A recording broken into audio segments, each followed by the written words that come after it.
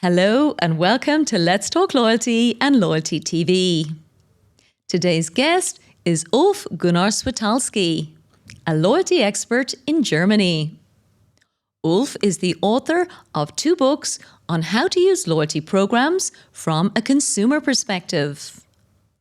His blog is upgradeguru.de. And then 3 years ago, he founded the Bonus Awards, focused on recognizing excellence in our industry in Germany, then Belgium and the Netherlands. If you're interested in loyalty in these key European markets, I'm sure, like me, you'll be excited to learn who the main winners were. I hope you enjoy our conversation. Ulf, welcome to Let's Talk Loyalty and Loyalty TV. Thanks for having me. Fantastic. I know you've been jetting around the world. You've just come in from Maldives, so sounds like you have a wonderful life, doing a lot of work in different places. And you're all about travel, particularly from a consumer perspective, I think in some very interesting markets and done some fantastic work for our industry. So we thought it was very important to bring you on the show and hear all about particularly the bonus awards that you've just been running in a number of European markets. So very excited to hear the background to all of that. But before we get into the bonus awards, Ulf, of course, we always like to start this show trying to get a sense of what our guests really admire in the loyalty industry. So let me kick off with our usual opening question. What is your favorite loyalty program or programs? I think you have 2. Yeah, I really have to. From my personal consumer perspective, as you mentioned, I'm traveling a lot, so I'm watching a lot in what's going on in hospitality. And my very favorite program is World of Hyatt. Okay. It's quite easy. Why? Because if you compare it to all the other hotel programs which are on the market, they really deliver the benefits they promise. Okay. Yeah, it's very hard to get the highest tier, but if you get the highest tier, there's no question, that you get what they promise. And lots of the other programs are devaluating points or the benefits for the customer in the last years. And Hyatt in this year made a very nice move because they added benefits. Instead of taking them away, they added some new benefits. And I really like it. Okay, yeah. From my German perspective, I'm a big fan for payback. Because you have so many possibilities to collect points and to spend points. They have 30 partners and they have, I think, more than 600 online stores where you can collect points. Okay. And they have this special connection to Miles and More, the loyalty program from Lufthansa Group. So you can change every single payback point into a mile. And this drives the value of the points much, much higher, because if you spend your points in a supermarket, you get a value of 1 cent. But if you change it to Miles and More, for example, and you spend it for a first-class ticket, you get a value of 9 cents, so 900% more. Wow. You see, this is why, and I know I said it to you off air, and I hope it's a compliment. I kind of see you now as like the points guy for Germany. So there's so much need and excitement around whether it's like hacking travel, although I don't particularly like that word, but optimizing the use of our programs. I think in this region, we could definitely do with more insights, in terms of how really to get the value, because they are quite complicated, the programs. And if I can get 9 times more with, to be honest, the sexiest sector as well, the whole travel sector. So I totally agree. Payback is an extraordinary program. We have had them on Let's Talk Loyalty once before, and they're due back on again this summer. So we'll be bringing the full story to the audience again, all about Payback. So very exciting times. Thank you for kicking us off with those 2.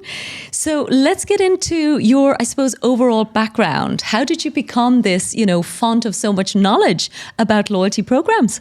Well, my life in loyalty was always from consumer perspective. When I was a young guy, I moved from a North German city to Berlin. And in these days, the 2 countries were separated still. And it was a really hassle to go by car from Berlin to West Germany. So we had different airlines. Air France was doing British Airways and Pan Am. And one day when I did the check-in, the people at the check-in gave me a little flyer from World Pass, and I enrolled. Yeah, and this is why I get in contact with loyalty, and I started to love it. Yeah, and some years later, well, a couple of years later, I had my first really, really big reward, and this was a Concorde flight ticket. Yeah, wow. from London to New York. Yeah, and this is, for me, it's a very interesting thing about loyalty as well, because it's a very, very emotional thing. It's not about only saving or getting any kind of kickback, yeah. Because this experience you can just not do anymore. Yeah? You cannot fly anymore in Concorde. And when I stayed in New York, I stayed in the old with my Hilton Honors points. I stayed in the old Waldorf Astoria, and this as well. Yeah, you cannot do anymore, even if they rebuild it now. But the old one was the old one. Yeah. Yeah, yeah. What an extraordinary experience. And I have to say, I was equally lucky, not because of the loyalty industry, but I also flew Concorde. I worked with British Airways, I said to you. And again, I realized this might not be something that I can do for very long. You know, I worked there for 5 years, but my mother had her 50th birthday. And I thought, what better present than I can do is to take her on Concorde. So I also flew London, New York. Wonderful. Then, it's amazing. Yeah. Flew back in economy. So wasn't quite the full experience that you had. But there you go. It's a memory for life that all comes from that loyalty program. Yeah, and this is a big difference, because we just had a loyalty meetup in Ghent for our Belgium rewards, yeah, and we talked a lot about this point of emotional loyalty. And I think loyalty is not about saving.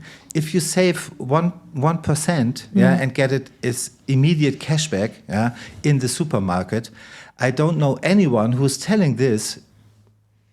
Yeah. To any of the friends. Yeah. Yeah. But I can't count how many people in my life I told about this experience with British Airways to fly Concorde. Yeah. And this is such a bigger impact to give the people some rewards they really like. Yeah. Yeah, yeah.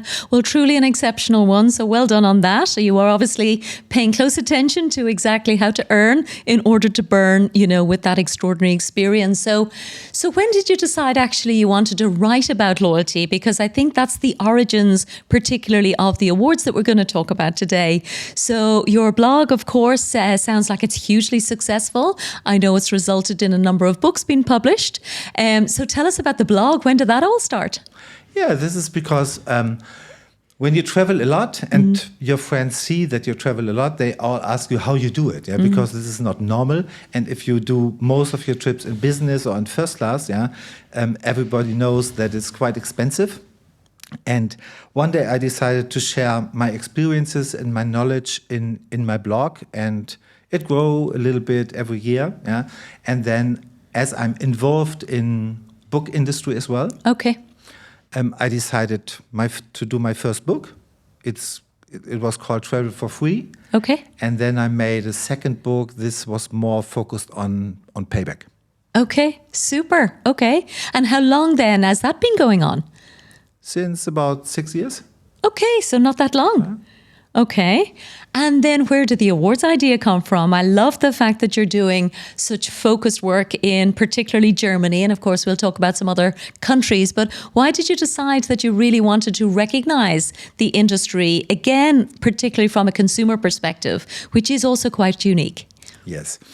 The idea of the bonus awards came when I made a deep dive into the industry, and I saw that only in Germany we have around about 1,500 different programs in the market. Wow! If you count every little store and all the coffee shops, yeah, and this is a huge number and a very big industry, yeah. Yeah. But most of the programs, they don't ask their clients, yeah, and I think this is a very interesting point, because the programs are made for the customers.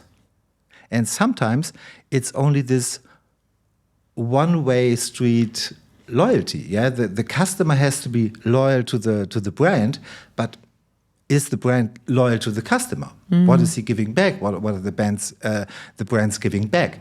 And this is why I decided to set up awards where really the customers get their voice back. Okay. So how does it work? I know you particularly do invite, first and foremost, as you've said, consumers to vote across quite a number of categories. You also have different types of voting, I know as well, with experts and media, which I also thought was super interesting, given that we're in the media business ourselves. So is it the actual programs themselves that are inviting, for example, the consumers to vote? Is that how you're accessing for people to be aware of these awards? Well, we're accessing the consumers in different channels. Yeah, the programs are doing some promotion on their own, inviting their members. We have our own database. We have the blog, and we get more and more recognition from the media people. Yeah, this year the biggest German breakfast television show, Sat.1 Frühstücksfernsehen, made a bigger feature about us.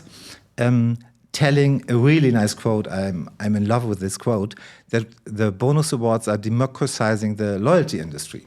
Wow. Yeah? And this is what we want to do. Yeah, always in our awards, the customer part is the heart. Yeah, we have this business to business part, we have the expert part, we have the journalists who are voting, and we have some VIPs as well. We have a VIP award with some bloggers and TV personalities, sports people.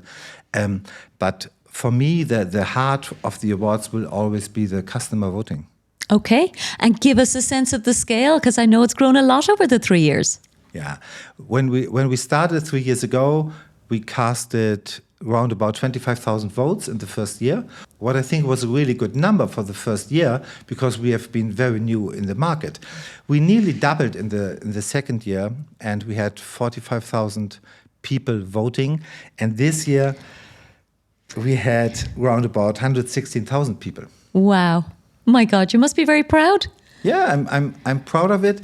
And the thing is, with the voting, this voting you can't do in a 2 minutes process. Yeah, so we have these 8 different categories. We have 4 subcategories in every category. So it takes you more or less 12 to 15 minutes to finish the voting. Wow. Yeah, that's a big ask. Yeah, and I think we really, at the moment, we really reached engaged people who really want to express what they think about the programs, about the promotions they're doing. Yes, yeah.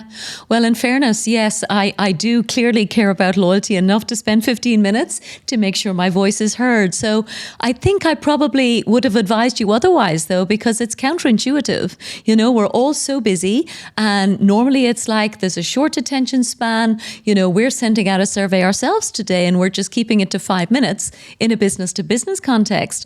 But you've really gone the opposite and said, no, we really want to hear. And you had some wonderful statistics, I know, in terms of even the average number of memberships, that particularly in Germany, I know there's other countries as well, but give us a sense, how engaged are the German consumers, just in terms of how many programs do they engage with? Yeah, the typical German customer, the average customer in our survey, he's enrolled at the same time active in 8 different programs. Okay. Yeah, okay. I think it's a huge number. It's a huge number, absolutely. Yeah. I surprised myself, actually, because I really only engage with 3 or 4, and it may be because of where we live, for example, but I also find that I'm very judgmental. So unless it's really resonating, I'm not going to give it the time. So yeah, I don't think I would spend a lot of time with 8 programs, but yes, I'm probably technically, you know, engaged and active in 8. So probably the same for me as well. Yeah. I would love to mention one other thing, because after this voting, yeah, which already takes you 12, 15 minutes, we have another survey. And nearly half of the people who are completing the voting are doing the survey. And to complete this survey, you need an additional more or less 20 minutes. So for me, it's a really strong sign, yeah, that the people we are reaching, they want to express what they think about their programs. So what are you surveying, given that you've already asked them to vote on the programs? What's the survey designed to achieve? Yeah, we're asking about how many programs they're enrolled, how much time they spend, what they are missing, what rewards they like. So lots of questions. Okay. And we make a small study out of it. Okay. Which is published always after the awards. Wonderful. Okay. And is that available to our audience, for example? Can we link to that? Available. Okay, fantastic. Well, I will definitely have to dig into that. My goodness, so much information, Ulf. That's very exciting. So who were the big winners? Tell us a bit about, it's obviously just happened. So we're kind of hot off the presses releasing this episode in April. I think it was February you actually had the announcements of the winners. So tell us some of the big brands that came through as the best in Germany. Yeah, the winner for the best program in shopping category, for example, was Payback. Yeah. Maybe it's not such a big surprise because they're so big, yeah. But we have so many different awards, and for example, there are smaller programs which don't have such a big database, because sometimes people say, clearly a big program will win the first prize, yeah. But if you have a membership which is really engaged and really active and likes what you're doing, you have the chance to win the first prize. Yeah. For example, in lifestyle category, there's a brand called EMP. It's an online shop for more or less rock and music merchandising. Yeah, and they won the first prize, even with a much smaller program. Yeah. Or for example, we have the Expert Awards where we have industry people judging, and we have the Newcomer Award, and we have a very, very new program which will be launched now. It's called tbns.io, and it's they integrate cryptocurrency in shopping, yeah, and giving their own NFTs out and their own coins out, and I think it's a very interesting approach as well. Well, what was amazing to me is the fact that your expert judges, chose that even though it's not yet launched. And I'll be dying to see, of course, what the adoption is like. I'm pretty sure when the awards come around this time next year, we'll all be looking to see how they're doing. But obviously the concept of Web3 is really resonating with German consumers. Would that be fair to say? Yeah, I think so. Yeah? I think so. Okay. And I think worldwide we have to take a look, because everyone was telling, this trend is over with the Starbucks problem, yeah. But I think we're in the early beginning.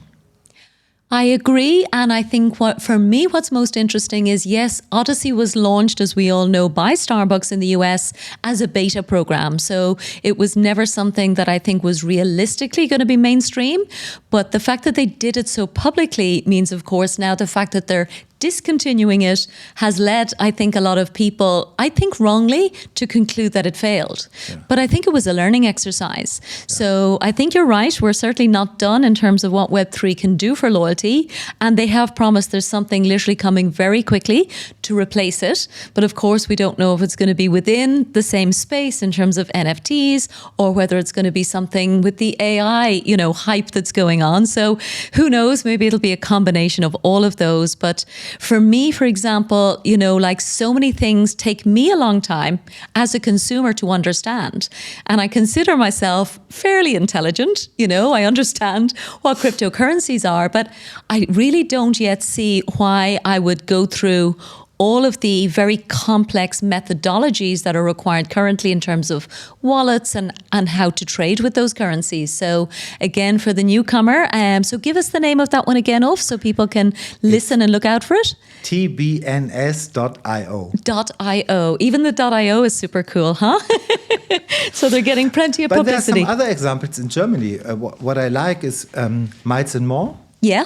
Is trying an app called Uptrip, and this is really gamification. Yeah, you collect NFTs and you get 2 cards for every flight you're taking. You can choose out of cities, airplanes, the brands, and I think this is interesting. I think a gamification is as well a very big point. To get the people engaged. Yeah? And again, Payback is doing this very, very well. Yeah? Yeah. They have at the same time more or less 2-3 games running in the app every week. Well, we haven't had Miles and More on Let's Talk Loyalty or Loyalty TV, so open invitation for anybody who's listening or watching from the programme. Of course, we'd love to hear some more about that. And I know they won lots of your other awards as well. So again, just a shout out to Miles and More. I know it's doing super well in the German market. What other awards? I see the VIP award was won by Marriott Bonvoy, and actually it was the media award was Miles and More. So a couple of really high profile. And again, it wasn't just one or two, they won so many. So lots that they're doing right. Yeah, they're doing right. And the interesting thing is this year we made the bonus awards the first time in Belgium and Netherlands. Okay. And even there in Flying Blue home market, Miles and More was ahead of Flying Blue. Oh my goodness.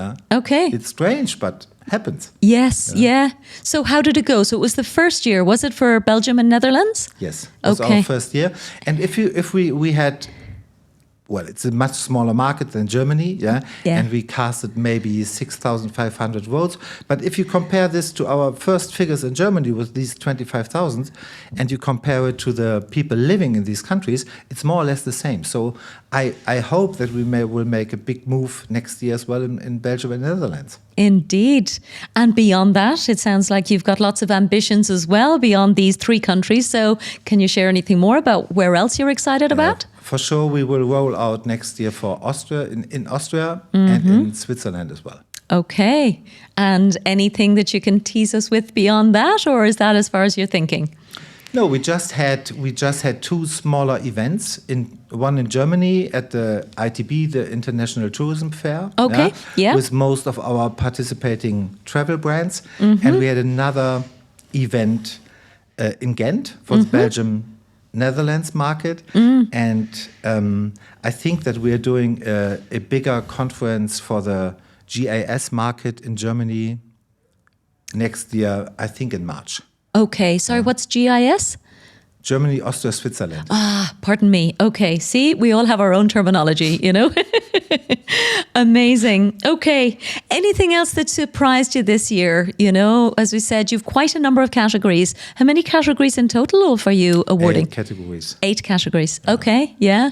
Anything else that jumped out at you as something that you think is significant? I think you mentioned paid loyalty was coming through, if I'm not mistaken, as a trend in some of the categories as well. Well, personal, I'm a fan of paid loyalty if it's well done. Of course. I'm enrolled in 3 different programs in Brazil. Okay. That's unexpected. One is Smiles from Goal, from the airline, and they deliver such high value, for the price you get. So if you're enrolled in the highest category in the paid program, you get the highest tier in Goal with lots of benefits. 3 extra bags and free seating and all this. If paid loyalty is well done, I think the people accept it and are willing to pay the price for it. And what was interesting that we had was Avis Preferred Drive, a first paid loyalty program in the competition this year, and they did really well. Avis, yeah? Interesting. Okay. But just to go back to Brazil, because I'm still processing that, you must travel to Brazil a lot then in terms of at least availing of the extra bags and all of the benefits. So it's a long way from, well, certainly from where we are today here in Dubai, long way from Germany where you're based, a long way from the Maldives where you've just been. So sounds... But it's a very, very interesting loyalty market. I agree. There's so many programs in the market. The people are going crazy about it sometimes. And I think it's a interesting market as well to watch for new trends. What's agree. Going on. Yes, And I was just there very briefly, and I know Ravindra, for example, from Loyalty and Awards and Global Flight is one of your judges, for example. Yes. Ravindra's conference was in Rio last year, and I did go. And one thing I vividly remember one of the speakers saying, exactly to your point, is loyalty currencies are often more stable than the currency of the country. So that kind of blew my mind, because sometimes I think of Brazil with my very limited knowledge acknowledge is perhaps an emerging market. Latin America hasn't been on my radar. So you're right, though. There's a lot of incredibly smart people there, very engaged programs. And please God, we'll be doing a lot more focus on that market ourselves.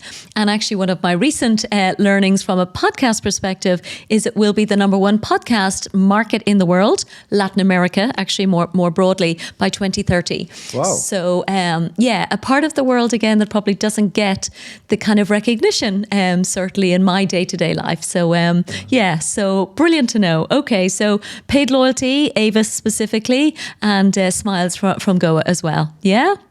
Okay. Anything else you wanted to call out in terms of the winners from I suppose, essentially 2023, announced now in 2024?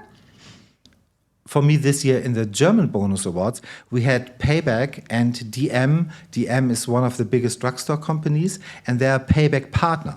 But they were competing in the same category, which is a little bit weird. But DM, which is much, much smaller, did so well.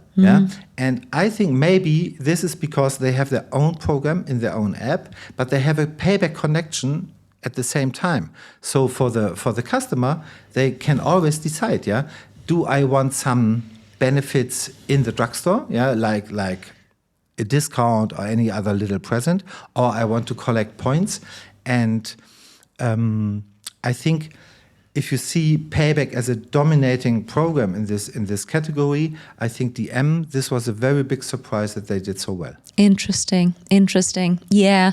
Honestly, every time these awards come out, it's wonderful to hear the feedback, for example, from judges, from experts. And again, just to briefly mention again, I love the fact that you have journalists in the German market who are increasingly, first of all, recognizing that you're democratizing the industry. So again, well done on that wonderful feedback, but also just generally even voting themselves, because they do have a voice. They do hear from the mass market in terms of what is working very well. So I think you're right. The big giants like Payback sometimes are the only show in town, but then smaller programs also deserve extra recognition. So I think it's super exciting, the fact that you've got all of those different ways of evaluating what our industry is doing. Yeah, and I would like to mention one thing, because this was one of the ideas of the awards as well. Because as a customer, you have to vote in every category. So if you maybe come out of a lead from Payback, from any mail out they did, you have to see all the other programs. So for smaller programs, this is a very, very good promotion platform as well to reach new customers. Yes, amazing. And the final piece I wanted to touch on was something that I think is upcoming in terms of your awards, maybe for 2024, 2025. And it's much more in the B2B space in terms of employee loyalty, employer loyalty. So what are you hearing or feeling I suppose, in terms of justifying that that's going to become something that we increasingly need to be thinking about? Yeah, I think we have to think about it a lot. Look, for Germany, Gallup just published a new big study, and the unbelievable number of 60% of German employees are willing to change their job. So employer loyalty, I think, is the next big thing we all have to take a look to keep the people in the companies. Yeah. It's kind of terrifying as, a small business owner myself, with a wonderful team. It's like, oh my goodness. Yeah, you're lucky. Totally, absolutely, But you're right. I think it's something that the bigger the company gets, sometimes the more that can be forgotten, because the focus moves to growth or to such a consumer focus that the internal employees are sometimes left behind.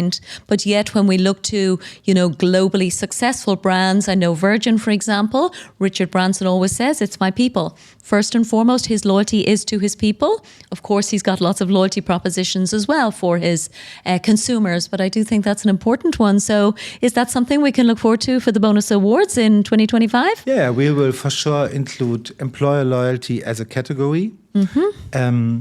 And I think, again, if you see employer loyalty, this point of emotion is becoming most important, yeah, because maybe you get a book or you get something like free fitness, yeah, but at the end, yeah, I think it's the emotions in the teams, in the company, yeah, which keep you in the company or make you leaving. Yeah, it sounds like you've designed your research and your surveys and your evaluation to exactly capture that emotion. So again, rather than just evaluating the cashback, as you've said, there is something that drives advocacy. So we talk about it a lot. I think it's very hard to do, but it sounds like you're so laser focused on it and giving those consumers the voice themselves, that you're bringing together a lot of the ideas that the industry is talking about and bringing it through in something that can be recognised and celebrated. Yeah? Super. Well, listen, Ulf, that is all of the questions that I have for you today.